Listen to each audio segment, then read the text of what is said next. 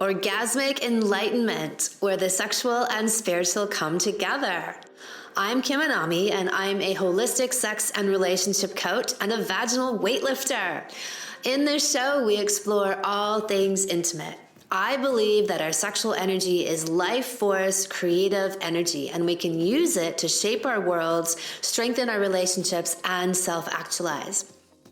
I blend the most avant-garde information from neuroscience, ancient sexual practices like Tantra and Taoism, to renegade wellness modalities to show you how to create gourmet sex in your lives. Come one, come all. 5 steps to blissful periods. For many women, their periods are agonizing experiences. For a week out of every month, and longer for some women, they suffer excruciating, fetus-position, vomit-inducing, can't function, painkiller guzzling pain. Why is this? This has become normalized for so many people to one degree or another, but it's not normal. Most women grow up with a sense of foreboding about their periods. At best, it's kind of mysterious, and at worst, it's portrayed as a life-altering event that happens every month for decades that causes women everything from mild inconvenience to suicidal ideations. Good times. Much like childbirth and menopause and every significant rite of passage around being a woman, there is great effort to create a shroud of helplessness, fear, disempowerment, ineptitude, and stress around these portals. I use the word portal very deliberately. My view is that these moments in time are sacred openings that women have access to, that indeed are unique to women by virtue of having been born in a female body that most women miss entirely. And because they have no idea how to harness and tune into the power available to them during these openings, their own massive power inverts on them and causes great pain and suffering. Menstruation, menopause, pregnancy, and childbirth are all incredible power times. Women are sacred vessels for new life. They are the conduit for life to pass from one dimension to the next. During each of these power portals, they experience a divine opening when the curtain between worlds is pulled back and their shamanic powers are at their highest. Indigenous cultures all over the world have long recognized this and understood that women innately have access to these places. In many societies, during a woman's menstrual time, she was left alone. She was unburdened with work and responsibilities so that she could more deeply experience this opening and bring back messages from the other side that would benefit herself, her family, and her community. Oh, the times they have changed. Instead of honoring themselves and these times in their lives, women are taught to think of them as oppressive, punishing, and torturous. Instead of harnessing these opportunities for a natural reset and recalibration, an inner hookup with the divine, to go inward and to heal and gain wisdom, women self-medicate and suffer through. So, how do we change and restore this dynamic? Here are 5 steps to eradicating pain and creating blissful periods.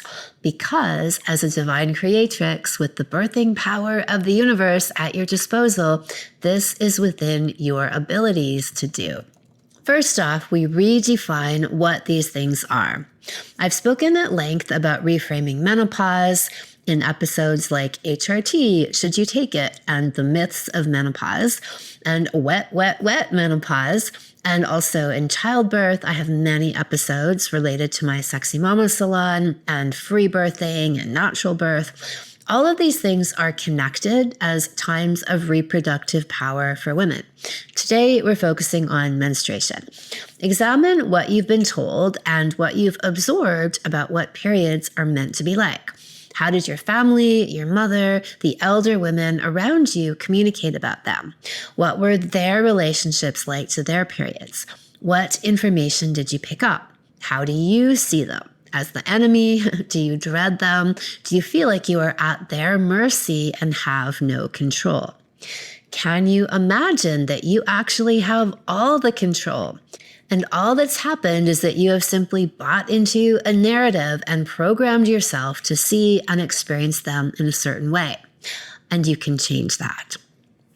The second thing would be that all reproductive ailments, from difficult periods to endometriosis, PCOS, growths, and cysts, every single one of these things is symptomatic of stuck sexual energy. No exceptions.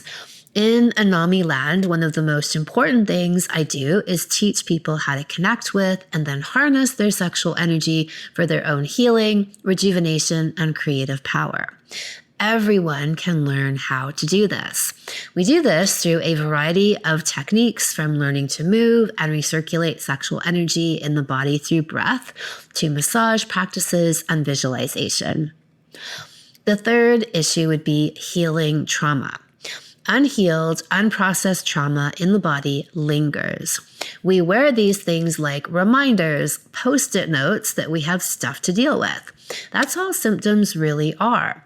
Messages from the body and your psyche that there is healing work to be done. Something needs your attention. When we override and silence these messages, they just get louder and louder. In the allopathic model, their only approach is to ignore and try to suppress and silence symptoms and the voice of our body.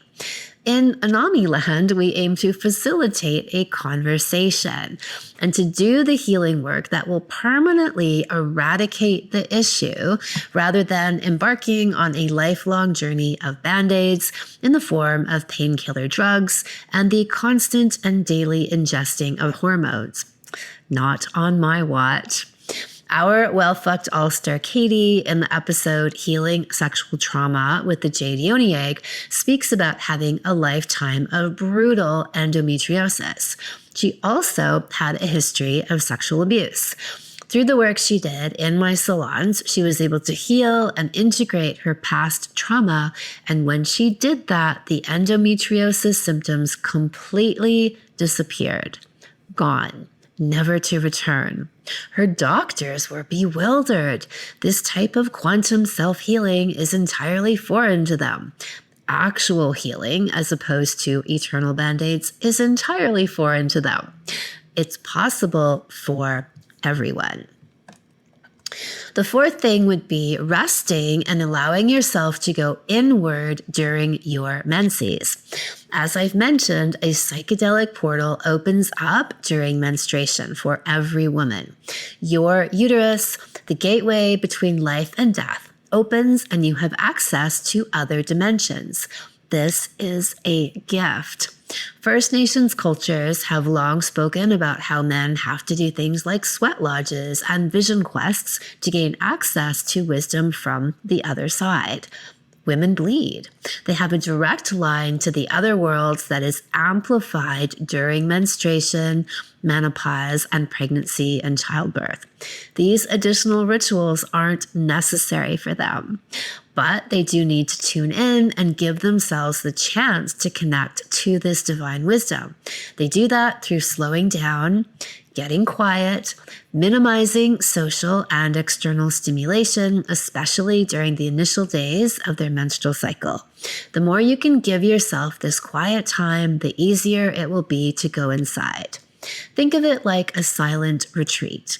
You want the inner voice of intuition to get louder, so you turn down the volume on any other distractions. The fifth thing to be doing would be period sex.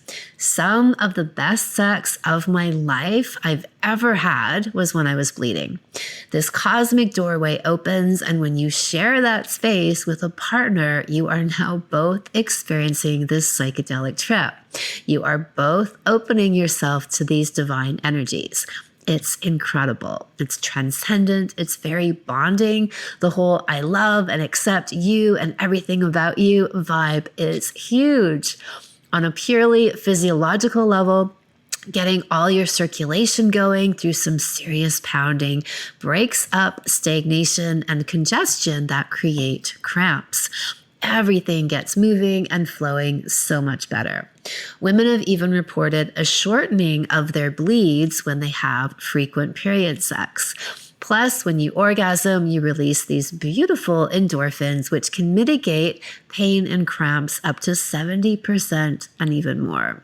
In today's All-Star conversation, we are speaking with Tia, and she shares how she went from having fainting, vomiting pain in her periods to them now being blissful and psychedelic, and she truly looks forward to them. She's cultivated a beautiful relationship with her womb and an open conversation to listen to her body and the higher messages from her inner self. Well fucked All-Stars! All right. Hey, Tia, it's great to have you back. Hi, Kim. I'm so happy to be back. It's been a year since your last Well Fucked All-Star interview. Yeah, I know, right? Time flies. So today we thought we would focus on your relationship with your period and the evolution of that, especially diving deeper into all of the Anami sexual work and how that influenced that relationship. Yeah. Wow, there's a lot to say.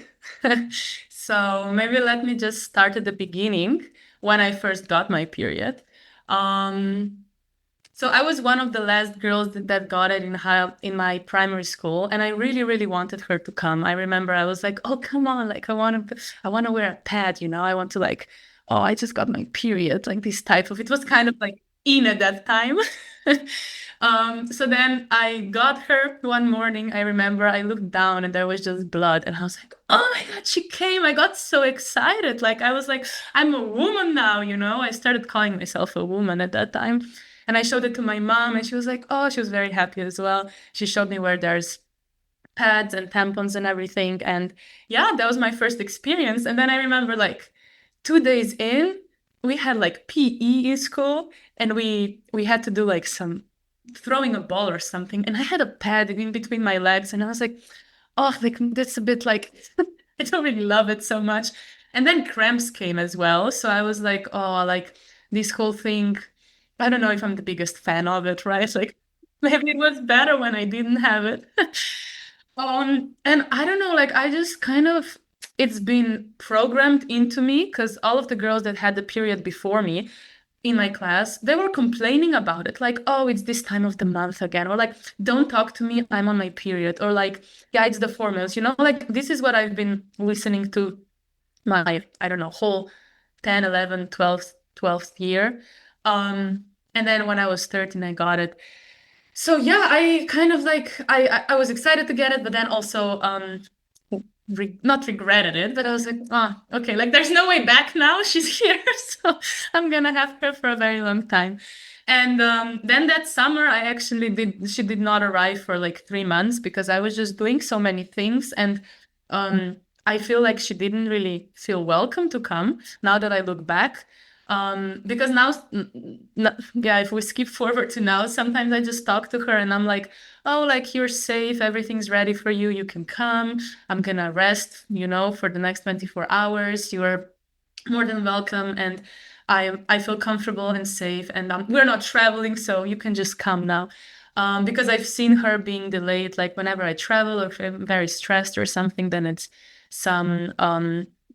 some variety there in my cycle. But yeah, so okay, maybe let's start with cramps. They hit, I think, like the second cycle or the third cycle they came, and they were just unbearable. I remember like I couldn't stand them. It was just, everything was hurting. And the first thing that everyone close to me said was, "Yeah, you can just take a painkiller, right? So you can just eat it and then forget about the pain and move on with your life." I was 13, like I didn't really think much of it yet. I just didn't want to feel bad. So I remember even going to my gynecologist, and she also told me, "Yeah, you can just take ibuprofen for the pain. And also if you want, we can also give you the birth control pill." And I was like, like, like you're literally, I remember at the time I looked at her, I was 13, and I was like, "But you didn't like explain anything to me," because I was asking like, "Why does it hurt me? You know, what are cramps? Where did they come from? Why do I feel this right now?" And she wasn't able to give me any answers. And I was just like, "Oh, okay." I came home, I was like, "Mom, is there any other gynecologist? Like this one seems a bit It's a bit stupid. Like she studied medicine for 12 years and now she can't tell me where the cramps are coming from. What the fuck is this? So so yeah, and then actually because I was training hard at that time, like I did tennis, volleyball, I was also dancing, and if we had a competition or something, I would never prioritize her. I would always put her on the last place, you know. I would just take a painkiller and train and move on with my life. And then I remember one time we were doing gym once a week with my volleyball team, and I just got my period. It was my first day. I stacked myself with painkillers and I did like a lot of sit-ups. And at that time, I remember like I came home an hour later, I go under the shower and I feel this like weird feeling in my belly, my uterus. And I just like look down and I relax. And like a big pile of thick blood comes out, like this big. And I started crying. I was young. I didn't know what's happening. I was like, why did I just lose so much blood? This is crazy. And then my mom came and she also got a bit scared because I don't think she's ever seen so much blood. And that was the moment where I learned that, yeah, maybe when I'm on my period, I shouldn't be like exercising to 100%. And maybe I should listen more to her and not just take painkillers, because if you take a painkiller, the pain is still there, but you can't feel it, right? So there's still something happening, but you are not able to feel it in your body. So you're living your life in the opposite way of as you should be living it, because you're not honoring that you are on your period. And that's also when I started to learn that pain is actually there to communicate something with you. And if you just numb it down, you don't really listen to it, it becomes louder. And she did. She became much louder during the next couple of years. I started having back pain. I started puking. I started fainting. I fainted twice, actually, because of the pain. And I never looked forward to my period. I was always like, oh no, like she's coming in like a week, you know. I was like, yeah,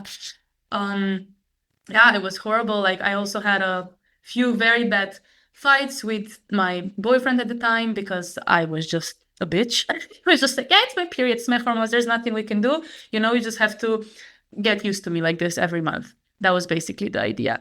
Yeah, and then what started to change? Did you also, one more thing, did you also have messaging? You said your mom had difficult periods as well. And so there was, I think you told me, took painkillers too. So there was that as well. That was, part of the atmosphere for your periods.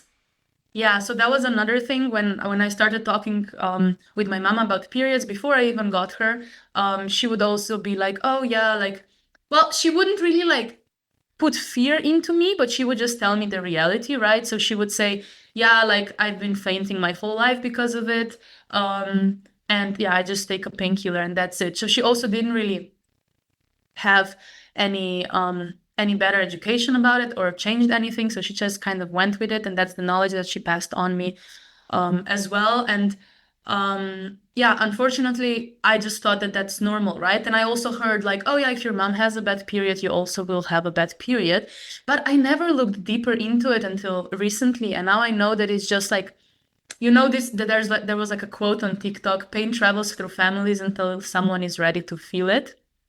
So yeah, and it's so real because like, I mean, this has been going like probably centuries, right? And like even when we were witches and we were getting burned and no one was like feeling it, or everyone was, I mean, all the women before me were just like, nah, okay, like it's fine, let's just ignore it. And I don't know, like my mom did kind of the same. So yeah, that's why I'm here now, and I think I'm on the really right path to change it. Because what started happening was that I started puking out my painkillers. So you know how I told you that the symptoms got worse and worse. So yeah, they started getting worse, which also meant that whichever I consumed except water, I would puke out. And in the beginning, I could eat the painkiller and it would stay and it would numb the cramps and I could just go on with my day. But then as I got older and I did not listen to her for so many years, she got louder. So she was like, okay, bitch, like, I'm gonna make you listen to me, you know, if you're not going to change something, because clearly you're just ignoring the pain, you're ignoring my voice, and I have a lot of things to say to you. So I started puking the painkillers out, which basically meant that I had to start feeling the cramps. And then I started doing research into side effects of painkillers, and I saw so many bad things. Like, I take this thing to numb the pain of the cramps, but I also cause a lot of things for my liver, for my kidney, for all the other inner organs that is just completely unworth it. So yeah, that's when I was like, okay, fuck, like I have to start looking into some alternatives. And I ditched the painkillers completely. I, of course, dosed it off. I don't know, first I would take maybe like 5 or 6 in the span of like 2 days, which is a lot, like 3 per day is a lot. And then I started taking smaller portions of it. Then I started just taking one for the first day, and then the second and third day I would just suffer through it. I used a lot like this water heating thing. Yeah, that you hot water bottle. Yeah, I use that a lot. But I would like burn my whole belly, like this whole part here would just have like burns, literally burns, because I would rather feel the burn than feel the cramps, you know? So that's how I started. Well, maybe it wasn't the best way, but at least I got it's like quitting how to smoke or something. You have to find an alternative. So I ditched the painkillers completely in the span of like a year, and I was so proud of myself. There was a lot of back and forth. Like sometimes I would still take it because I was in the middle of a travel or a middle of, something great happening, and I was just And then I started paying attention to how different I am throughout the month as well, and how maybe I need different things throughout the month, right? So I think this was when Corona happened, and a lot of people started waking up, and there was so much better programming on social media as well. And I think on TikTok or Instagram, I saw like, yeah, like when you were on your period, like you should just rest a bit more, and just to give her some time and yourself as well to just catch up. And then there was also one woman that said that like your period is your progress report during the whole month. So you really see how you've been treating yourself as a woman throughout this month, right? So the more painful the period is, the less you've been treating yourself.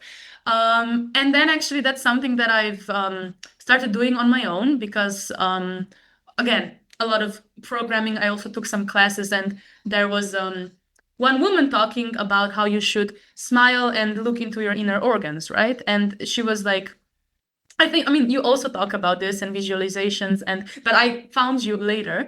So I was like, if I can smile to my liver, I can also talk to my uterus. So I started talking to her. Literally, I would put my hands on her and just tell her, okay, I'm here. I'm sorry that I wasn't here for the past 5 years, but I'm here now and I'm ready to listen. There's no need to shout. I am right here and I'm listening. You can tell me calmly what's happening. And we've had, again, a lot of back and forth. Sometimes she would be very loud and screaming, and sometimes she wouldn't be. And then a miracle happened because I had one cycle that wasn't as painful. And I was like, what did I do right this cycle, that would inhibit all the pain and all the cramps? And well, I'm just going by memory right now. There was a lot of things coinciding and a lot of factors. But at that time, I also got into a very serious relationship and we had a lot of sex. So that could probably most likely also have had a big effect on it, and which I only started to learn after your salons, which was, I think, like a year after we broke up. So yeah, that was many years ago. But if I skip forward to just taking your salons, I learned so much about my sexuality, my femininity, my uterus, my womanhood, that I just started applying all these things, and a lot of things shifted, a lot of things changed. There were different things vibrating with me. I already told you in our last episode, for my school, actually, I did this program, like talking to your inner organs, and then a lot of women would come together and we would talk together about it. And I like wrote like a whole little project about it, and that was just beautiful. And that coincided with your salon, which, okay, like I'm just gonna skip and jump because I don't think I can do it chronologically. But one of the things that you've always talked about is that you have to pay attention to which products you use. And at that time, I was using just always pads, right? I was just like, okay, the first pads that I can grab, I use them. And I recently switched to cotton pads, which are a life changer and really amazing. When I used to use always pads, they would like completely burn my outer labia, so I would feel like this burning every time I put them. And I was like, this just must be because of my periods.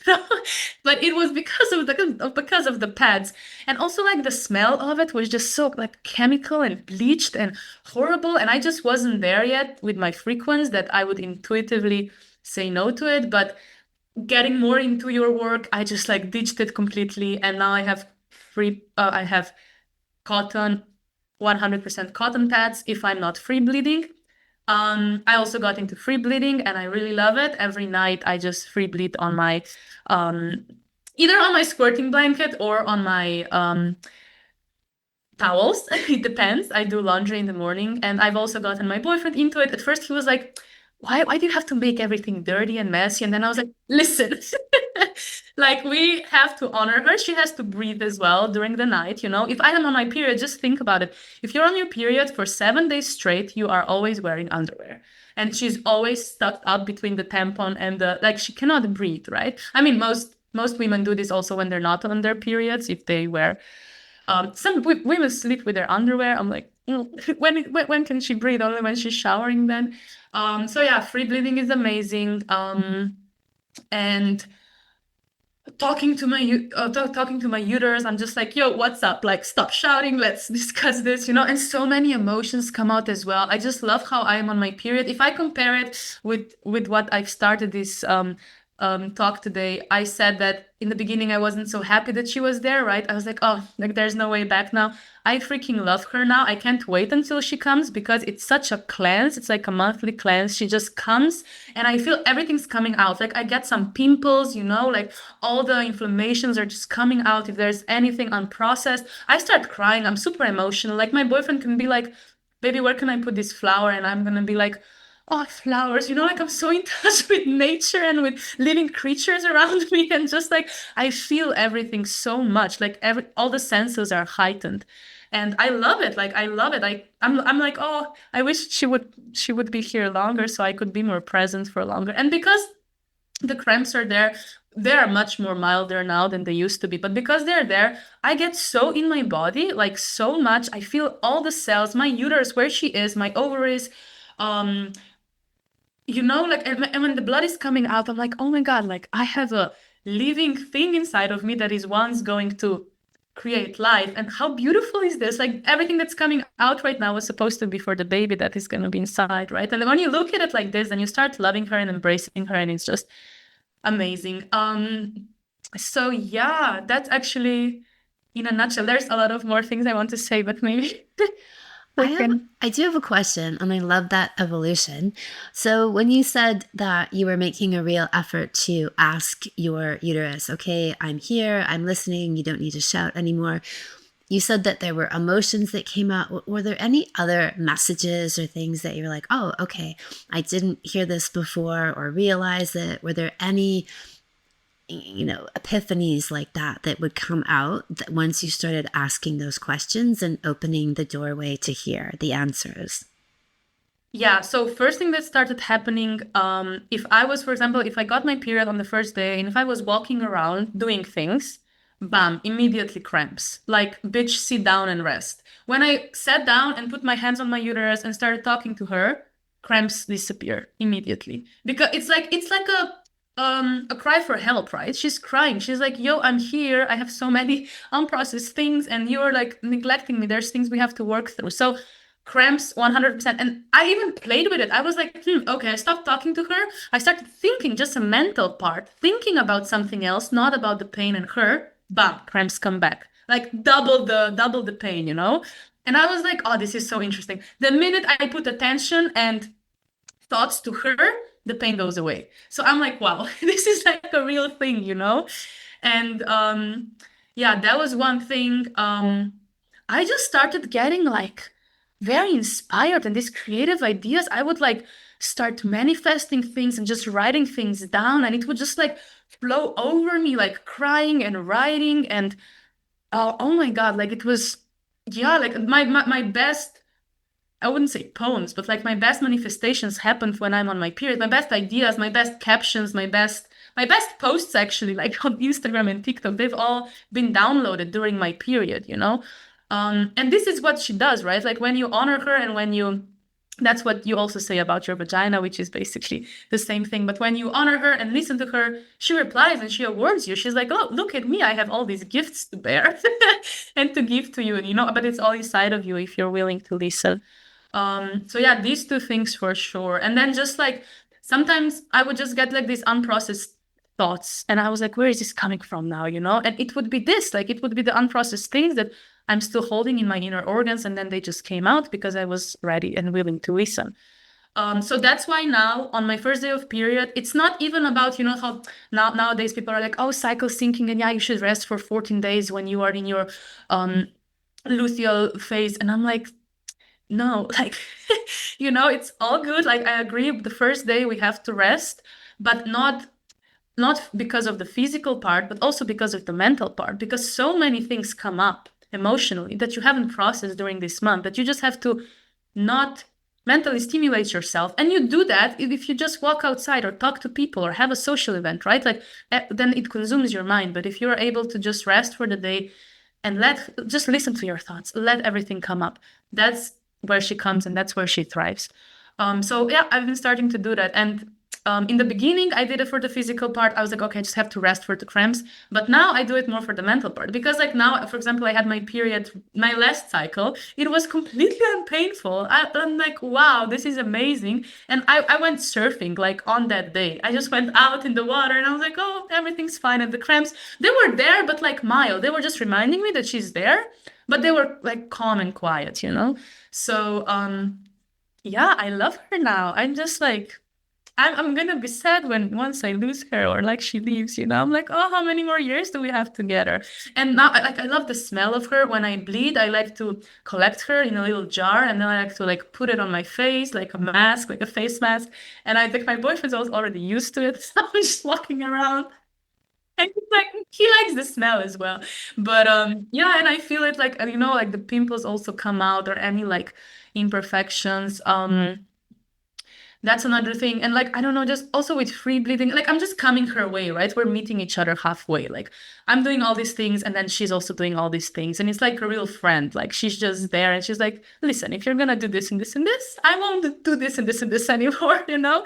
I'm not gonna cause you pain and trouble. Yeah, so that's all been very beautiful and a very beautiful journey. And it's an interesting thing because once you step on this journey, then you suddenly start seeing all of these other people that have also been doing it, you know? Because now, like, even my algorithm knows me, like on Instagram, I get a lot of women that are also free bleeding and doing this and honoring that. And I'm just like, oh, this is so beautiful, you know? Yeah, that's beautiful. So how else did the sexual energy piece play into it for you? Where, you know, because I talk about one of the most powerful experiences is sharing period sex with your partner. When that portal opens and you, once you're tuned into it, start to get all of these psychedelic downloads and messages and, like you said, divine inspiration. And then I've found personally that then when I share that with my partner, it just amplifies the sexual experience tenfold. And I would say some of the most powerful sex I've ever had has been on my period, because we're sharing that open pathway together. And when the partner, you know, is really energetically open and present and fully accepting of, you know, period sex, they don't have any issues with it or any inhibitions. It's a really potent, sacred experience. And I think that even adds to this whole next level, you know, what are the mysteries that are really available? Because I think that so much of the pain and the repression, which you've also spoken to, is from avoiding the period, not really owning it, trying to smooth over it, ignore it, override it. And yet when we fully open to it, we see that it's this massive channel for so many gifts that are available and just waiting for us. And those symptoms or pain are like a knock, knock, knock. Hey, put your attention here because there's some really good stuff here for you to see. So what can you share with me about that when you've let people into that space with you in a conscious way? Oh my God, I have so much to share. Yeah, thanks for directing me in this way. So first of all, I actually, that was one of my decision makers when it came to partners. Like I would have conversation with guys beforehand and kind of like, yeah, like what do you think about like having sex on period. And if they were like fully in it, I was like, okay, we can go on a second date. And if they were like, oh no, I was like, okay, bye, see you never. Literally, when I was in that dating phase, that was like one of my criteria. I was like, red flag, red flag. He doesn't like period, red flag, you know? That was like one of the things for sure. And then actually after the breakup with my boyfriend, because he also wasn't so much into period sex, I was also like, okay, I can let this one go. I have attracted like a really, really amazing man that just went down on me immediately. Like when I was on first day of period, like a whole massacre going on down there, and he's like in it, like completely like until his nose, everything's red, and I'm just like, fuck yeah, like this is how it should be. He has to love me with all my juices and all my smells and all of my everything that's coming out. Tears, period, squirt, all of it, you know? So yeah, he really opened the whole next level door for me. And I was just like, yeah, if any future guy doesn't reach this level, I'm just like, I'm just not interested, you know? So yeah, that's the first thing that I wanted to share. That is like a very important criteria in my dating world. And then the second thing I wanted to share, as you always say, your cervix is only open during your ovulation and your period. And I actually had my first cervical orgasm during my period. And it was the most beautiful thing in the world. And I think because you're so open, right? Like everything's coming out of you. So if in that moment someone penetrates you, that loves you and is connected to you, then all the factors are just like, because I think for cervical orgasm you have this tick box, right? Like there has to be so many things that align. And with cervical, like with period sex, there is, because I'm already super open, I'm already super emotional, and if at that time my partner also matches this energy, which he does, then poof, you know, you have a cervical orgasm, and it's just beautiful. And then the tears come and the connection comes and everything is just so beautiful. And yeah, that's just one of the things. I love period sex. I not just because of the cervical orgasm, but everything, like just I don't know, also the in the beginning, even before I get it, like I when the cramps start, I'm just like, okay, I need to get some sexual energy moving right now. So everything moves down there as well. Because like if I have even a clitoral orgasm, if I have it, helps. Because it's like, okay, so I've had a few times that she would be late and I would be like, damn it, like where is she? I must not be pregnant now. So but I never was. There was never a moment where anything happened. It was just she was just a bit taking her time. So I was like, okay, I have to do something. So I would have like a clitoral orgasm, and I already felt things moving down there, you know? Like it's because it's just like a little explosion inside, and you like knock on her door a bit, like, yo, damn.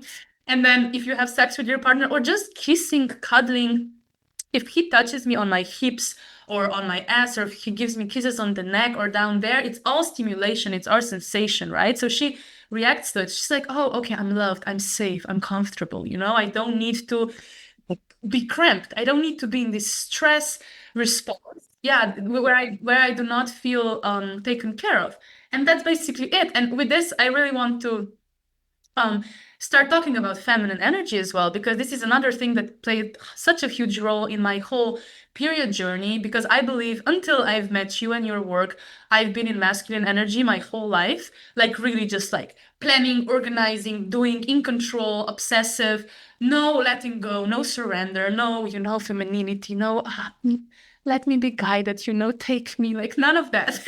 So when the more I honor my femininity and the more I attract things, I just am, and I hold the space and I am there, the more, like the less cramps I have as well, and the easier the periods are. And I've done this, of course, through your work.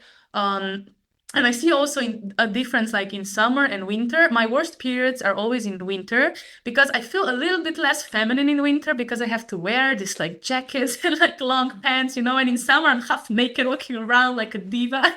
I just feel like so more powerful, and I'm really embodying this whole flower energy, like very feminine and gentle. So yeah, that's another thing. I will probably come back to this because I have some more thoughts. But I also wanted to say that it's not only me, but I also have friends who experience less cramps when they have sex with their boyfriends. So it is a real thing. It's not just a one person. How did you describe that friend of yours? Because you described her in a particular way. Oh my gosh, she's hilarious. Yeah. Well, first, I want to tell a story about my cramp reduction, and then I will get into her story. But basically, the first time that I started thinking about it was right after vaginal kung fu, actually. I was in South Africa, and well, I met my boyfriend at that time, and it was the first time that we got sexual, and it was my first day of period. Like, I literally, we were in the car, and I was like, oh shit, like she came, you know, and I was like, oh no, like my evening's gonna be ruined now. Turn of events, we started kissing and he started touching me and poof, all the cramps were gone. I was like free bleeding in his bed. They're very like natural and open about these things in South Africa. Well, the locals, like the blacks. So I was just like amazed and in awe, and he was like massaging my belly and kissing me everywhere. There was so much tension in the air, and I was poof, like cramps just gone, you know, everything just disappeared. And I was like, what the fuck just happened? Like I feel nothing. And that time I was like, oh, like I just have to have sex and be lovey-dovey with my partner, you know? And that's like, it's this whole energy. It's like sexual energy, it's procreative energy, it's period energy, like everything. It's all the same thing, actually. It's just like wrapped up in different masks and boxes. So yeah, that was the first thing. And then basically, like I've been also like when we broke up, then I've been self-pleasuring a lot as well with the kasha and anahata. And I was just like, ooh, let's get this over with, you know? And they're so beautiful when they bleed as well. Like the dildos, when you bleed on them, they're like, they get an extra color. Oh, and I started doing yoni gazing as well when I'm bleeding. That's the most beautiful thing in the world. I've tried to take a picture of it with my phone, but it's impossible because you have like a mirror and a phone and it's like hard to zoom. Because I printed and put it in my journal, so I have like a whole thing. But yeah, the most beautiful thing, actually, one of the girls in one of the group chats or the inner circle recommended it, and I was like, oh, I have to try that. I did it, and I was like, I saw her, and for the first time, I was like, she is so beautiful. Like, you know, I mean, first I did yoni gazing without. There's so many layers to her. If you haven't yet, get your mirror and do it tonight because it's the most beautiful thing ever. She has rooms and mirrors. It's like a never ending castle. You can just open the doors like to infinity. And then I also did it when she was bleeding, and it's just the most beautiful thing because you see where it comes from, like it, and then it flows down to your anus, and it's just like, oh my god. And she's this, it's like with squirting, but just different because it's colored, right? It's like this whole period thing. I mean, the redness, and it's so raw and natural. It's like, oh, like I'm an animal, but I'm also this intelligent human, and like it's so beautiful. So yeah, that's pretty much it. And then with my friend, so I'm going very well chronologically now, actually, because first first South Africa happened, then this whole free bleeding and yoni gazing, and then my friend, we went to Croatia together in the summer, and she has a boyfriend, and they live together, and they are like together all the time, and they have a lot of sex, a lot of sex. Like I think she has more sex than me. It's actually crazy. And she came to spend some time with me in Croatia because we all also needed some quality time, and she was without her boyfriend for like 2 days, and she got her period, and she doesn't use like tampons or pads. She's also just free bleeding all over. She's like, she puts her finger in her vagina. She's like, oh, she came. And she puts a dress. She's like bleeding a bit. She wipes it away with the ocean. It's like all natural, and like, especially in summer, right? Because like you're swimming all the time, and then the ocean just washes it, and then you come out, and it's just the best thing. So she got her period, and I was like, oh, like you know, you had your period and you want to rest. And she's like, no, it's all good, you know, because she doesn't really have cramps at all. Like ever since she started dating him, the cramps are just not there. So she was like, no, let's do this and let's do that. And then after 2 hours, she starts feeling like cramps and like a bit like moody and like, oh, and I'm like, oh, what's happening? And then she's like, yeah, I think I just want to rest. And I'm like, yeah, of course, you know, like you have to rest on your first day of period. And then she has an eureka moment, and she calls her boyfriend, and she's like, baby, I have cramps again after like a year and a half. You know why? Because you're not fucking me right now. And like she calls him and she tells him that. And I'm like, oh my God, yes, that's exactly it. And we had like a whole eureka moment. And she was like, oh fuck, you know, like now I have to go through this pain alone. Like, where's my man when I need him? And we started making all these jokes about it. Yeah. I mean, then she was fine after like a day or two, but it's like she forgot how cramps felt because she hasn't felt them in such a long time because they live together. So they're making love every day, many times a day. And You should interview her one time. I think it would be an amazing podcast. And yeah, that's basically the story. And I was just like, oh my God, like people around me are also experiencing this. How awesome is that? Like, that's the most beautiful thing ever. And then when it comes to me and my current partner now, the love of my life, we have been doing long distance since recently. We just moved in together, and it's finally a new chapter. But when we were doing long distance, we didn't see each other like super often, right? Like sometimes we would go for like a month without seeing each other. And I could, because I'm tracking my cycle, I'm journaling, I'm writing everything down. I could see the difference between those months where we spent the majority of time together, had lovey-dovey, kissing, cuddling, making love, and those where I spent it alone. Like I would have much worse cycles where I was not with my partner. And doing all these things, because yes, you always say you can also be very well fucked when you're single. I completely agree. But once you get a partner, and if you have a partner, you get a bit lazy. You're like, oh, but I have a partner. Why do I have to do these things alone? And he has to, it's like his it's my uterus, but it's his uterus also, because it's gonna be his baby one day. So it's his responsibility to make the cramps go away. Like he knows it's his responsibility as well. So yeah, that's another thing. And I'm really excited now that we live together, because we can just connect all the time and be together. And it's so beautiful. And actually, just like 2 days ago when I came back, we had the most beautiful lovemaking in the world. I have never felt him like I felt him 2 days ago, and he neither. He was just like, I feel you everywhere in the body. And I was like, yeah, me too. Like my every cell, but I wasn't feeling him just like in this part, but like also just everywhere. We were completely one. And I've never felt anything like that before. It was so beautiful. I love it. And I agree that when you are with a partner, then they become part of that repertoire of self-care and sexual care, and your connection is so wound up in them.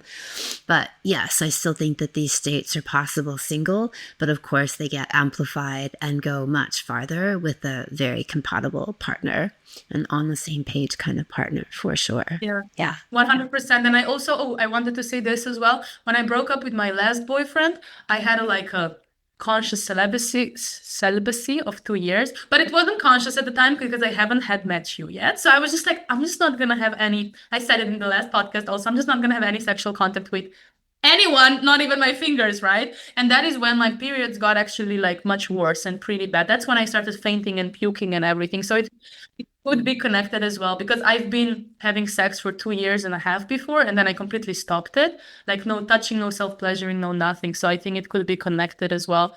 And then when I met you and started doing your things, I also got more, because if you're touching yourself down there all the time, and like massaging your breasts and everything, of course your uterus is also like, oh, okay, we're in our bodies, we are feeling ourselves, that's good, she responds to it. So yeah, that's just another thing. Yeah, and I'd say that being celibate without regenerating your sexual energy and circulating it in any way isn't really conscious celibacy, right? It's a default celibacy, just not having sex, but that's where people get into trouble, is then their sexual energy inverts on them, and all these kinds of symptoms happen of being underfucked, where even if you are self-pleasuring, yoni gazing, using the jade egg, all of these things then combine to resuscitate and harness that sexual power and energy, so we can be sexually fulfilled, but also don't end up with these reproductive symptoms of stuck sexual energy. Because my view is that all reproductive symptoms are representing stuck sexual energy. That's it. Period. Haha. Yeah. And actually at that time, like when I was in this celibacy before I've met you, I think it was a good decision for me at the time, because otherwise I would just have had one night stands and would get like extremely emotionally damaged. So it was better. But then when I met you, I was like, oh my God, I've been doing it all wrong. Like I've been suppressing my sexual energy by not like kissing anyone or doing it. It was a good decision, but I should have been self-pleasuring myself, right? And then when I started doing all of this with your work, I was like, oh wow, like that's amazing. Like I'm such a sexual creature and such a sexual being. I need to be doing these things. And then you introduced me to the conscious celibacy, and I was like, oh, I should have been doing that. 2 years of just celibacy, but it's fine. Yeah. Because the minute I started doing your work, there was no more celibacy. There was like 10 men in the line waiting for me to become their girlfriend, so I could just choose. But if you're like, that's another thing. If sexual with yourself. You're not attractive because there's no sexual energy around you. So none of the partners is attracted to it, right? Like none of the men smell it.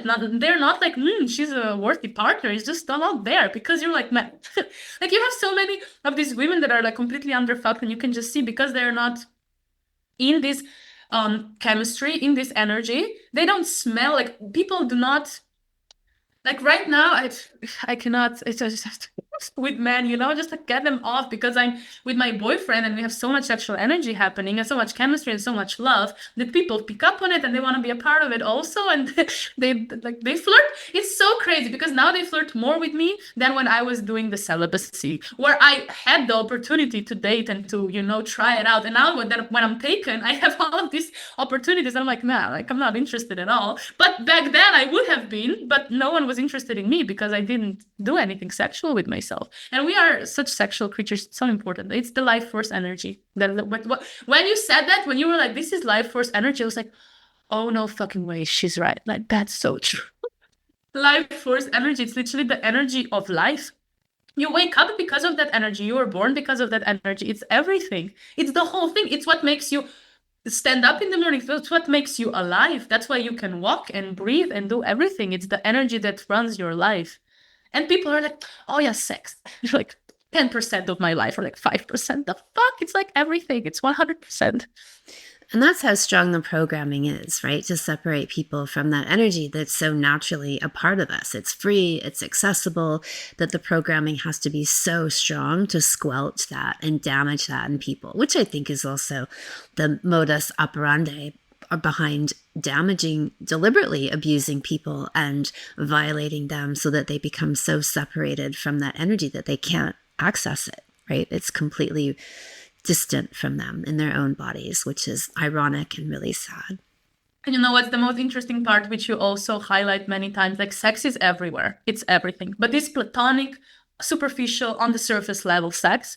And what I've been feeling my whole life, I felt like a hoe for my first, 4 sexual years. When I first had sex at my 14 until 18, or like until I've met you, actually, I've always, like, people have called me that I'm addicted to sex, that I'm a nymphoman, that I'm like, too sexual, like that I need sex too much. I was always like, what the fuck? Like it's everywhere. Everyone's doing it. But once I voice it, once I get a bit flirty with a man, once I want it, once I say, oh yeah, I want to be tied up, then it's like, oh, you're a hoe, you're a slut. And then like if I didn't have a character that I have, and if I didn't have such a big backbone, I would already collapse and I would be like, yeah, oh, I'm a slut. I don't want to be called a slut. I want to be called a slut now in bed all the time. Like, baby, call me slut. I love it. But like at that time, it was such a bad word, And like everyone, all the girls around it, they were like, oh yeah, we have sex like once a month. Or like there was one friend I had and she was like, I'm not gonna have sex until I'm 18. And I'm like, the fuck is wrong with you? Like, you can't age bear this, You just have sex when it feels right. Like, you can't be like, I'm gonna be 18 because otherwise I'm gonna be a hoe before.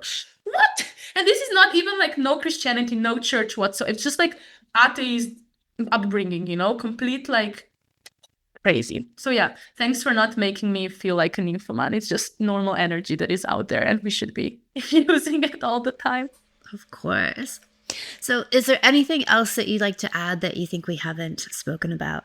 Well, there is one major event that happened during my last cycle. Like now when I had my period, the last time was around 20 days ago. And I told you that like, okay, so when I started doing this work and everything, I think I've had like 4 cycles where I almost didn't feel anything. Like it was completely without pain. But this last cycle was a cycle for history. Like it was a history record. I have to write it down. I actually have the date written down because I was on this surf trip and she was late because I was traveling. And usually when I travel, she just doesn't feel comfortable to come because it's not a normal environment for her. So she was a bit late, and then I was already surfing and being very active. And then one day she came when I was in the middle of the ocean on my surfboard with my instructor, and I just start feeling a little bit of like cramps, and I'm like, but I've been feeling this already for the past 2 days. So I was like, she's on the way.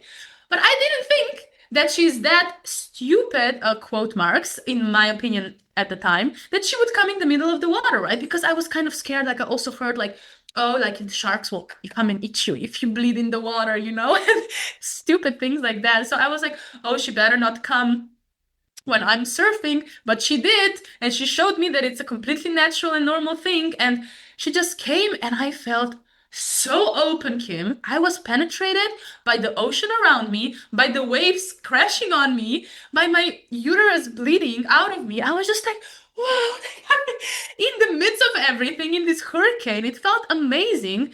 And then I just finished the whole session. Like I was surfing with my period. And then on that day, she showed me that you don't actually have to stop living your life if she comes. We just have to be in sync and in tune, right? And then we can like hold each other's hands and walk happily through life when I listen to her and when she listens to me. And then I came home and I was just like, I put a pad on and I was like, oh, that was amazing. And then I was about to cancel my lesson because we had another one where I don't even remember how it went, but I just know that like I was like, oh fuck, now I can surf for a week. But then I went surfing again, like I don't know, the next day or the day after. Maybe I gave myself like 1 day of rest. But I was surfing like full on with my period. Did not use tampons, did not use pads. I had a pad. Before I went into the water, I put it off, I put my swimsuit on, I wiped it a bit, I went in, and then every time we were waiting for a wave, I just went under the water and I was like cleaning her a bit. And then I went back on the surf. It was the best thing ever. And then another thing that actually happens, for me at least, and I've also posted about it on my TikTok, when I was in Curacao doing this dolphin assisted therapy with children, I also got my period, and we lived on a boat, so you could just jump into the water and swim.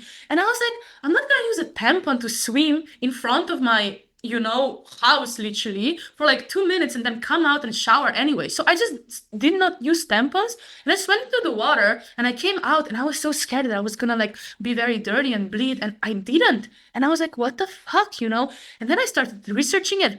The water makes so much pressure around that it actually stops your bleed, especially if it's cold water, right? So when I went under the shower, I still didn't get her. Like she just stopped for a moment. And then when I came out, when I wiped, when I put my clothes on, that's when she relaxed and she came again. So actually, I've like not in 100% all the cases, because then when I was surfing, if you're surfing for 3 hours, of course she has to bleed a little bit in between, But if you go for a quick swim, you don't need a tampon, you just go.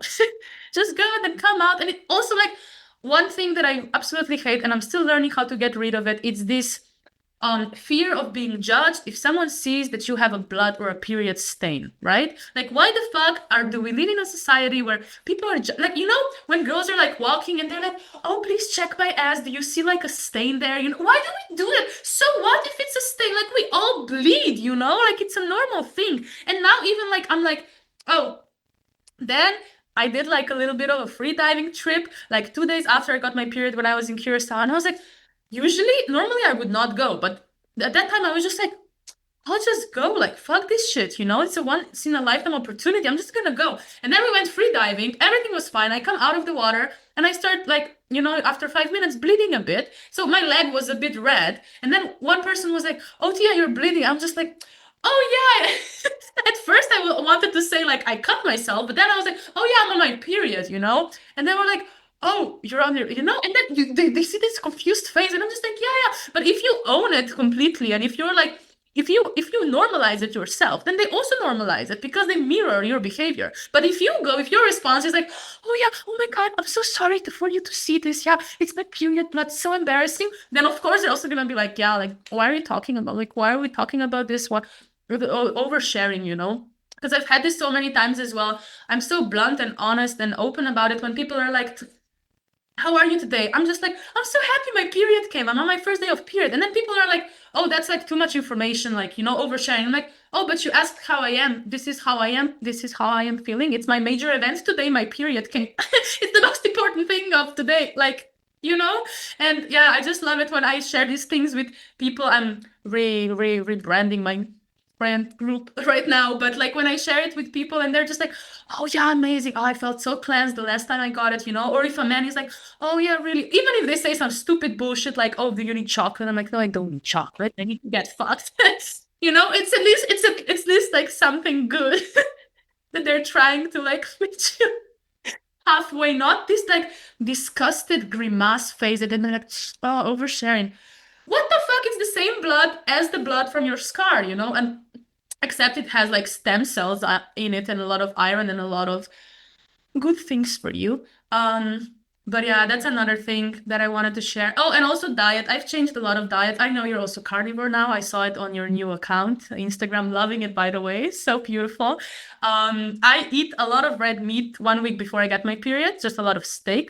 Because oh yeah, another thing I wanted to mention before, but when I told you in the beginning when I had my cycle and I would do a lot of sit-ups because I didn't honor my period, and then I would get this like big pile of blood coming out of me in my under the shower.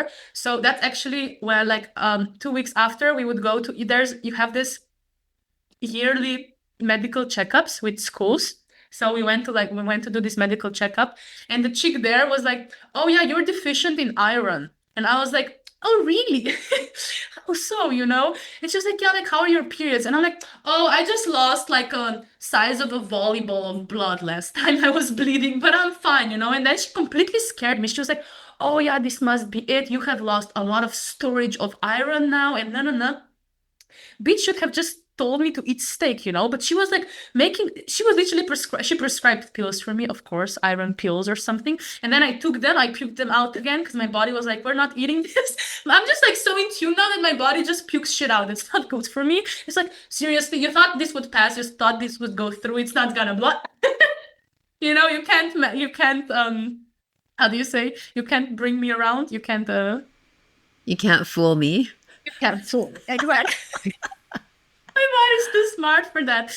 And yeah, and then I remember like getting these pills. I was like, oh, blah, blah, blah. And now I'm eating steak and I just feel, yeah, it's just amazing. And like I crave steak as well because my body is like, yo, my periods are heavy. I'm not gonna lie. I'm a big girl. I have a lot of hips, big uterus. I know I'm gonna have a big baby once I'm pregnant. And there's a lot of blood there to protect and to nurture the baby once it's in, right? So I'm losing a lot of blood, and it's normal that my body needs the replacement of the iron. So it actually like signals to me already 1 week. When I start craving steaks, that's when I know I'm like, okay, I'm gonna get my period soon. And then if I eat a lot of it, again, my periods are a bit easier. If I'm only on chicken or like other things, then they're a bit heavier. So that's another thing that I changed and that I see a benefit in. Yeah. I love it like when you ask me a question and then so many train of thoughts happen, you know? And then I just get into it. And especially when I'm on my period, I get so many things. I wish there was like a thing that you could telepathically write your notes down because my pen cannot it cannot follow the creative flow that I get when I'm on my period. A uterus to paper app. Yes. That's a good one. Uterus voice dictation. Yeah, exactly.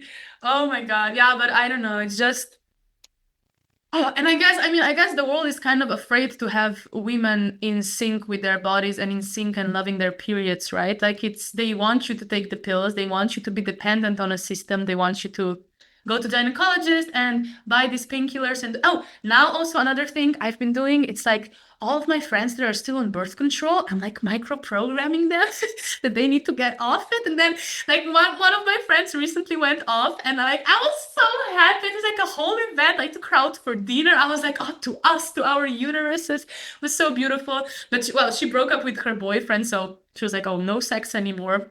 So she went off, but just the fact that she went off after like, I don't know, 6 years, fucking amazing. So I was really happy about that. And yeah, now she's asking me all these questions like, yeah, but my period's gonna come now. Like, I don't know how that is. And like another thing, I don't know, I recently learned about this, but if you're on birth control, artificial birth control, you are not actually having period. It's just like this withdrawal bleed. I'm not sure what it is actually, but it makes so much sense because it's just you're bleeding, but it's not period. So your body is actually completely, it's like not sweating. You know how some people don't sweat?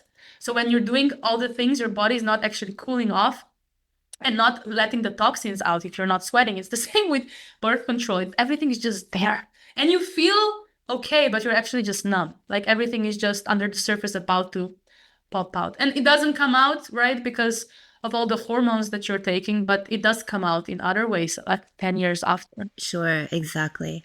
I remember I was only on the pill for 2 years of my teenage life. And when I went on it, I bled like almost a hemorrhage. Like I was like, talk about bleeding in public. I was on a bus with my boyfriend at the time and sitting down. It was a long bus ride, maybe an hour, and I got up and my whole ass was like bloody. The skirt I was wearing, like the seat was bloody. I was like, oh my God, what just happened? So all this blood just got saved up over whatever it was, 2 years. I was on the pill. That's all I've ever been on it in my life. And then just poured out of me. And that's when I knew, like I can't even remember what prompted me to get off it. It was just some intuitive nudge. I didn't have any information or guidance around it. I just felt like I wanted to get off it. And then when I saw that affirmed to me, okay, I shouldn't, I'm not going back in this direction. And so onward and upward from here. But yeah, I mean, I love that story of you taking her out to dinner and celebrating like this rite of passage for women that coming off the pill. And when you think about how much effort goes into all of these rites of passage for women, whether it's their period, the menopausal transition, becoming a mother, like all of these things are so layered over with programming and pain and suffering and taken away from women. The pure natural experience, the pure portal opening of these moments is robbed of women, right? And so unless they can poke through this conditioning or they have some kind of, like you said, eureka moment about what is really underneath there that's available to them, then they go through their entire lives without having it, right? Without ever knowing this part of themselves, this access to inner dimensions that's part of being a woman. It's the natural state of being a woman, is having this access.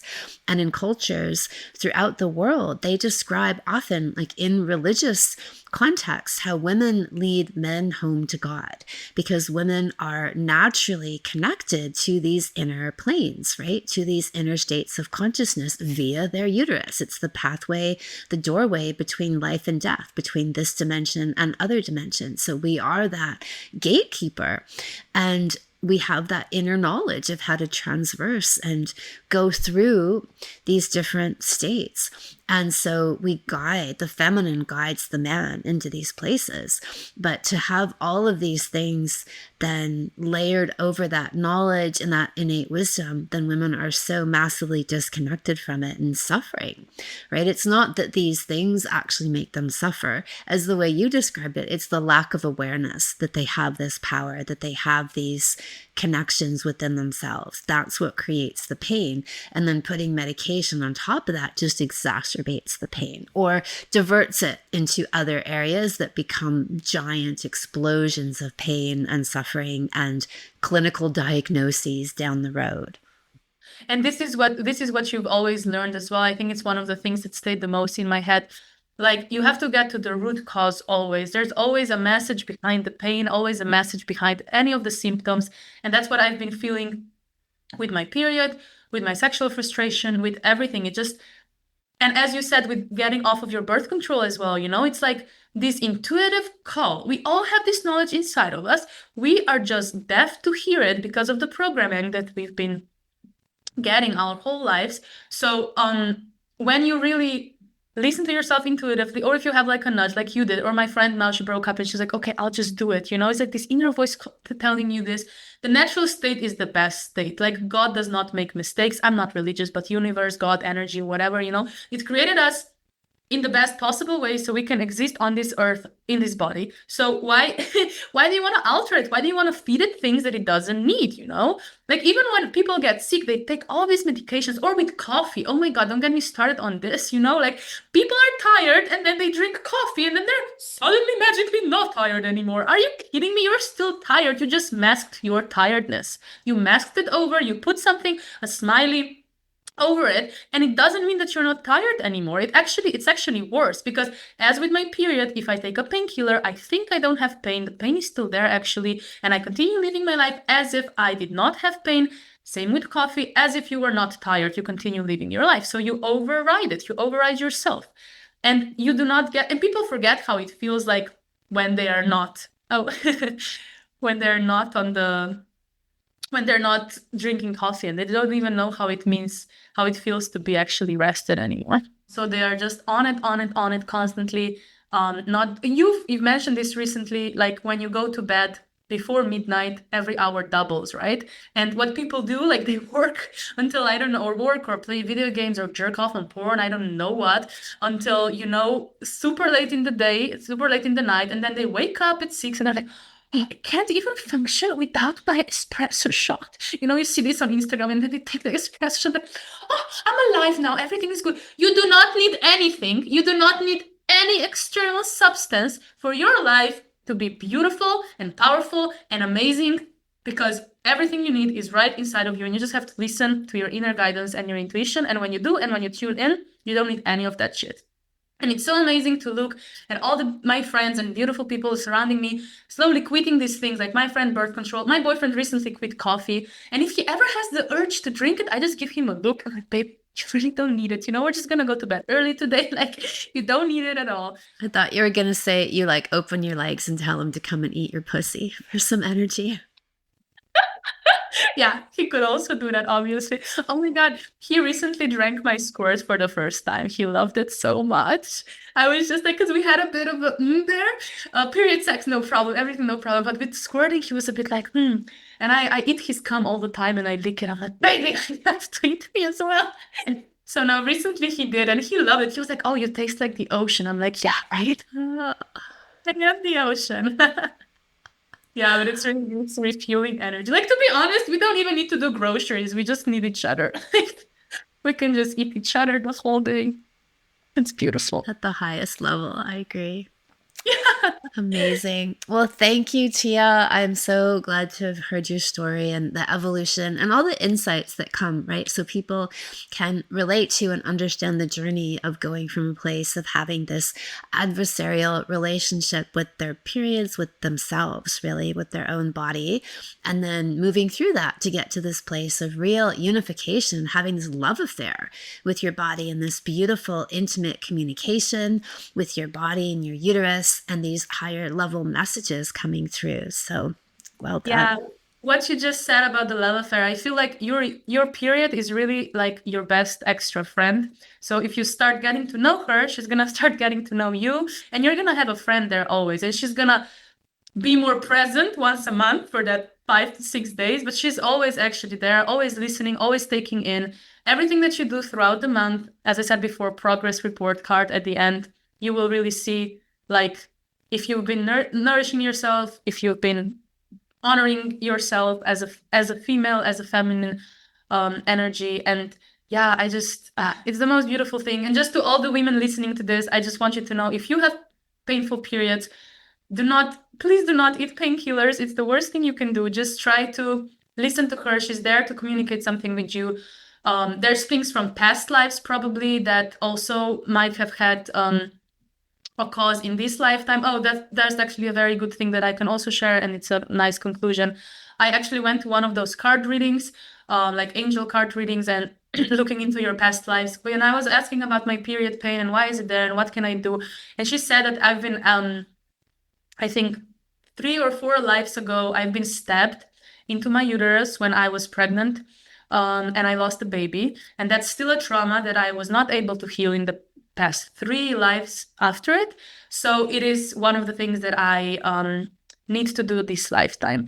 And that's why she's so loud, and that's why it's so painful, because that trauma has been sitting there for 3 lives after it, and I have not healed it and have not removed it, and I have to work through it this lifetime. And it's a beautiful project for this lifetime thing I can just work on and go through it. But when I heard that, my whole body got goosebumps, and I was like, it must be true, otherwise the goosebumps wouldn't be there right now.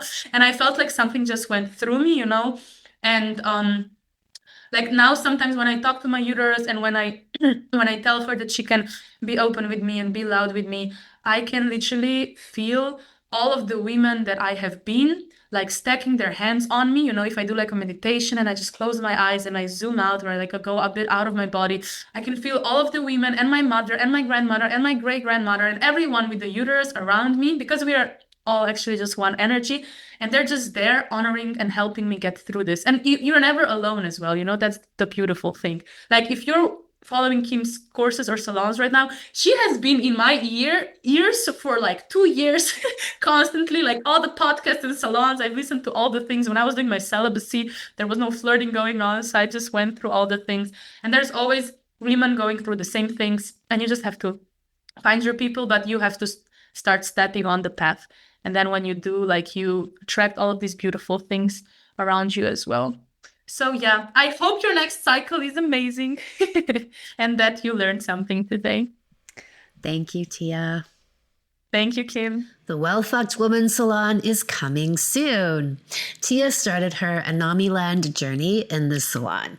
In this 10-week online program, you will learn all the tools you need to channel your sexual energy and use it for its true purpose as procreative energy that you heal, alchemize, and build your life and body with.